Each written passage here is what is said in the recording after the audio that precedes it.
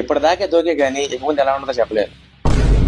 నేను మాట్లాడింది వారి గురించో కాదు, ఇండోనేషియా గురించి. అవును, ఈస్ట్ ఇండోనేషియాలో రీసెంట్ గా లెబోటోవి లక్కీ అని ఒక వాల్కన్ ఎరప్ట్ అయింది.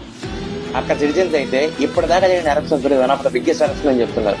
మీకు అంచనా కోసం చెప్తున్నాను, ఆ ఎరప్షన్ వల్ల ఫామ్ అయిన యాషెస్ సుమారు 150 కిలోమీటర్ చుట్టుపక్కల ఏరియా దాకా స్ప్రెడ్ అయ్యి వచ్చిన ఎక్స్పర్ట్స్ చెప్తున్నారు. You can understand the impact. And చూడడానికి ఎలా ఉందంటే ఒక 10-11 కిలోమీటర్స్ పై దాకా ఆ ఫాగ్ అంతా ఫామ్ అయ్యి అక్కడ కొత్త క్లౌడ్ ఫామ్ అయినట్టు కనిపిస్తుంది. ఈ ఇన్సిడెంట్ వల్ల ఇంటర్నేషనల్లీ చాలా ఫ్లైట్స్ క్యాన్సిల్ అయ్యాయి. ఇందులో ఎయిర్ ఇండియాకి చెందిన ఒక ఫ్లైట్ కూడా క్యాన్సిల్ అయింది, which is travelling from Indonesia to Bali. అది కరెంట్లీ సేఫ్ గా ఇండోనేషియా నుంచి ఢిల్లీకి రిటర్న్ అయింది. అఫీషియల్స్ అయితే ఒక రెడ్ అలర్ట్ అనౌన్స్ చేశారు. ఆ చుట్టుపక్కల 8 కిలోమీటర్స్ రేడియస్ లో ఉన్న విలేజెస్ అన్నింటినీ వికెట్ చేయించారు. అండ్ 12 కిలోమీటర్స్ లో ఉన్న విలేజెస్ అన్నింటినీ అలర్ట్ గా ఉండమని, మాస్క్ యూజ్ చేయమని, ఎప్పటికప్పుడు చెక్ చేసుకుంటూ ఉండమని చెప్పారు. లాస్ట్ మార్చ్ లో ఇదే వాళ్ళకి ఎరప్ట్ అవడం వల్ల సుమారు 9 పీపుల్ చనిపోయారు అండ్ సుమారు 100 పీపుల్ దాకా బ్రీతింగ్ ప్రాబ్లమ్స్ ఫేస్ చేశారు. ఇప్పుడు సిచ్యువేషన్ ఎలా ఉంటుందో అర్థం కావట్లేదు. ఇప్పటిదాకా సిచ్యువేషన్ కంట్రోల్లోనే ఉంది. దీని మీద మీ ఒపీనియన్ ఏంటి?